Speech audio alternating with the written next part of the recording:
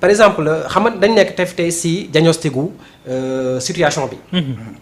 mais je vous dis y a un gars actuellement bon xaw ma dañ koy ñaanal xam lu ñuy def Siré Farba Ngom.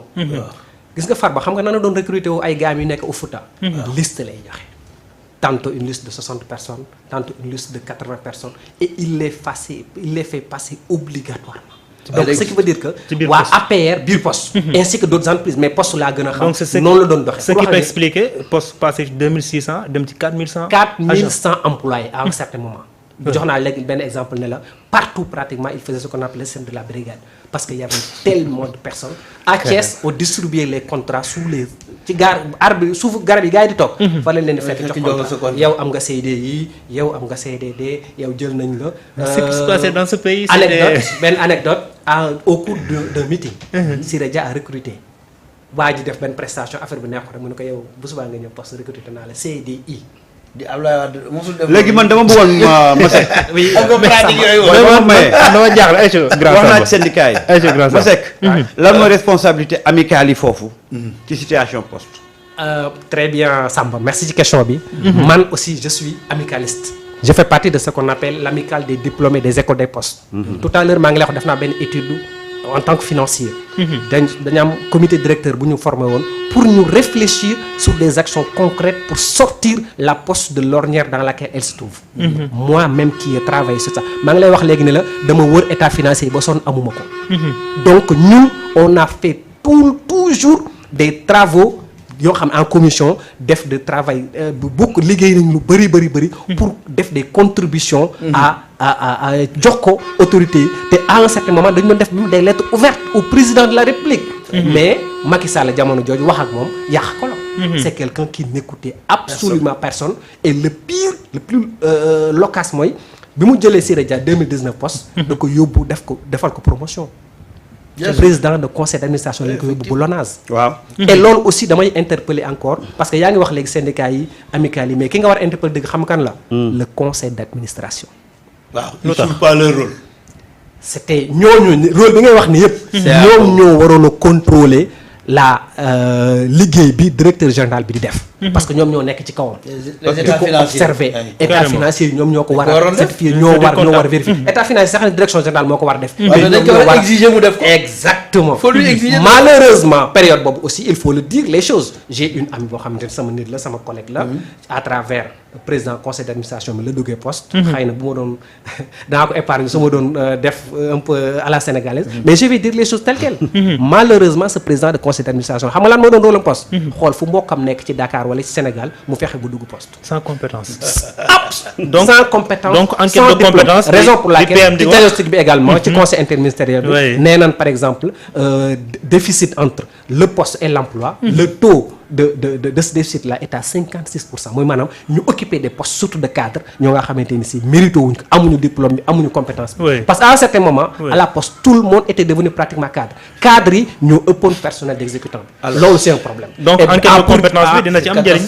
mais c'est ça malheureusement nag loolu très rapidement je dis que loolu nekkul nag parce que problème de compétence c'est pas forcément ce qu'il y a à la poste parce que poste aussi à un certain moment il faisait partie des meilleurs recruteurs parce que naka la doon recruter mooy concours lañ fa doon duggee je vous ai donné tantôt mon exemple man je suis entré là-bas en 2011 2010 laa def concours dama génn am sama maîtrise directement def concours bi jàll période boobu noonu aussi je dis que chance bi poste doon am mooy mairie la doon am parce que man je te dis que j'ai fait de ma première année à mon master à l'université Cheikh Anta Diop de Dakar toutes les années j'avais une mention en 2006-2007 d'ailleurs j'étais major de ma promotion avec une moyenne de pratiquement 16 nous avons été reçus par le président Abdoulaye Wade en 2007 pour nous distinguer parce que nous faisions partie des 50 meilleurs étudiants des 70 000 étudiants de l'université Cheikh Anta Diop de Dakar donc loolu pour wax la ni la poste am na un personnel compétent et qualifié maintenant derrière boo amulee dirigeants yu baax parce que am na benn dicton buy wax ni y a pas d'équipe y a pas d'équipe incompétente il y a que des leaders incompétents. alors et ce sont ces leaders là. léegi bàyyi ma nag man ma ñëw sama. grand Samba yow. de façon boo ñëwee rek mu. Yankoba danaa ci ñëwaat. bàyyi ba fi ñu nekk dafa xóot. danaa fi ñëwaat yow Yankoba suma xarit nga mën nga maa may loolu. damay poser question. mais danaa ci ñëwaat. alors. gis nga de façon globale. waxuma rek poste. voilà carnage bi am au niveau des entreprises nationales directeur bi daf ci am responsabilité conseil d'administration bi am ci responsabilité syndicats yi am ci responsabilité amicales yi am ci responsabilité je m'explique. Expliquez. directeur bi dañ ko fa teg pour mu am base politique bu ñëwee tout ce qu'il fait pour am base politique koy def recrutement jël xaalis distribuer ci àll bi def ay activité am politique nga xam ne boîte bi moo koy fonctionner salaire am defaraat taxawaayam wut këram yooyu nit ñi xam nañ dimbali première dame. voilà joxe ca fondation mu ngoog conseil d'administration dem ci mbootaay conseil d'administration bañ nañ ko ba dañu xamuloon ne dañoo xamoon ne conseil d'administration amul njëriñ ci entreprise ba 3e âge rek dañ ko doon jox. voilà nga dem toog sunu kilifa yu mel na ñoom doyen. mais non dama ci xam dara. gis nga. et de jeunes. am na benn président gis nga. et de jeunes. am na benn président actuellement gis nga am na benn PCA. c'est actuellement gis nga am na benn PCA. président conseil d'administration bu RTS. avant Ndioko Wack Seck. nga benn jour sax laa ko laaj benn jour laa ko laaj ne ko doyen waaye yow looy liggéey. conseil d'administration sous le régime de Macky Sall c'était comme ça. dañu jàppoon ne amul benn njëriñ 3e âge lañ ko doon jox. ok ñu ñëw ci syndicat yi waxuma syndicat poste de mais gis nga le directeur général. dafay xam toujours fi muy jaar. su ñëwee ñii mu defal leen promotion. ñii fi muy jaar. su ñëwee ñii mu defal leen promotion. ñii mu yokkal leen ñii mu defal leen lii syndicat yi bokk ci jeu am. mais li ngay wax noonu effectivement amul na. voilà moo tax léegi man la il faut toujours. relativiser léegi. non man kay nee naa de façon globale. léegi. amicale yi nga ñëw ci jamonoy Macky Sall amicale yu bari c'était politisé. amicale des femmes de Siré Dia. wala les amis de diw wala les amis de diw. xam nga amicale yi boo leen déggee ci lan nga leen doon dégg. journée de la femme ah anniversaire yi boîte bi toujours c'était la bamboula ñu nuróole ne l'amicale des tel ñooy daje fële ñu daal di yendu noos ba ngoon jot daal di décorer directeur bi au moment où le directeur est en train de dilapider l'argent de la boîte ñu koy décorer fekkee naa ko fi. est-ce que loolu nekkul di ko am ba léegi. te man xam naa ne ci jamonoy Siré Dia ñàkkul amicale bu ko décorer. ay à combien de reprises. waaw décoré. doon gis li muy def ñu koy décorer. je te dis très rapidement. xam nga li may wax mu ngi ñëw. Samba li ngay wax. moo tax gis nga bu ma relativiser rek. boo leen relativiser rek mooy. foo dem y a des brebis galeuses. non pare gu ma. may ko pare mu ñëw sinon day jaxasoo. may ko mu eggale. bul cabaxal après bu ñëwee ci wala le temps de continuer. xam nga ma lan laa bëgg. au-delà des directeurs qui ont été indexés. Le problème c'est le Sénégalais lambda, le Sénégalais, le citoyen sénégalais. Exactement. tey ñun ñoo yàq réew mi ñun Sénégalais ñoo yàq réew mi. suñuy jikko parce que le comportement d'un directeur est souvent déterminé par l'attitude du personnel. bien sûr. Exactement. personnel bi ni mu mel noonu le directeur bi di agir parce que dañoo tàmm mbiru cogg. dunguru. bu directeur bi ñëwee ku nekk di fëgg bureau am ñii di commencer reyante kan moo gën a nekk gaañ ni directeur bi. jox ko importance bu mu am. waaw même ministère yi est-ce que du loolu. mais c'est c'est le partout modèle social.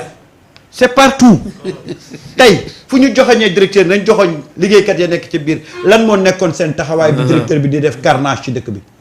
parce que ñoom dara umpu leen ci les micmacs bi directeur bi doon def. aussi bien le syndicat le conseil d'administration l'amicale les travailleurs dañuy xam le directeur ba di def au contraire chacun veut faire être l'ami du directeur. oui. mu commencé laa jox ay privilèges xëcc la taf la ci côté am voilà aujourd'hui jox la promotion. voilà responsabilité bi responsabilité globale la. c'est vrai. parce que man gëwuma benn directeur ñëw fa di imposer muur leen ne yéen lii seen yaakaar tey ak ëllëg ngeen seetaan directeur bi syndicat bi waxul conseil d'administration bi waxul amicale yi nekk fa nag de surcroît ñuy organiser fête di ko feeteel man wóor na ma ni Siré Dia keroog bañ ko affecté defal ngeen ko vin d'honneur xaw ma pot d'honneur ah te kat xam ngeen lam doon def oui ngeen koy feete di ko décorer di ko jox ay cadeaux mais c'est la Voilà tradition. un peu l'hypocrisie sénégalaise. C'est la tradition. Voilà un peu le waaye ban tradition. tradition ak ñi ko yeyoo. c'est aussi ça. xaaral bu ma paree rek jox la bu ma paree rek jox la. Voilà bu paree yow rek koy toogal rek moo paree. vous aurez largement le temps de développer. voilà incha allah l'hypocrisie sénégalaise. yow da ngay nekk ci direction. yóbbu ko ba mu kuule ñu jëlee la fa ñu organiser le pot d'honneur xaw ma vin d'honneur. di la décorer alors que toi tu es le meurtrier le bourreau de la société. defal la xaftaanu basin jasner bu rafet. taggal la say maam nga dem ñu bàyyi ba nga dem nag ñuy jooy. moo tax man je me dis que la responsabilité elle est globale.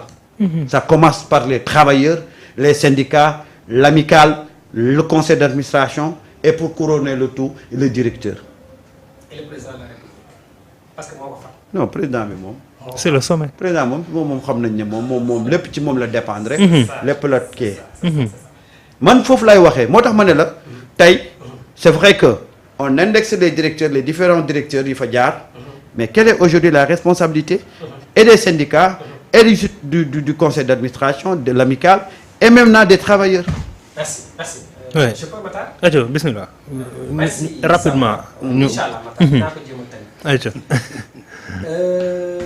Samba li ngay wax. am na solo. waaye li may bañ rek mooy Wolof Njaay moo ne bu ñëpp yemoon am ñu gedd seen cër. carrément. boo waxee boolee ñëpp ci benn pot rek. non jamais non il l'a pas fait. non def ma ko def. alhamdulilah voilà. li muy wax ni dafa am. mais c'est facilement compréhensible nag xam nga lu tax. parce que ne yow yaa wax léegi Matar ne poste bi mu ñëwee mu ngi Siré mu ngi fekk poste 2600 agents. mu ngi ko yóbbu 4100. c'est pratiquement du simple au double. mais double woowu mu noonu ay nit ñu doon chômer la.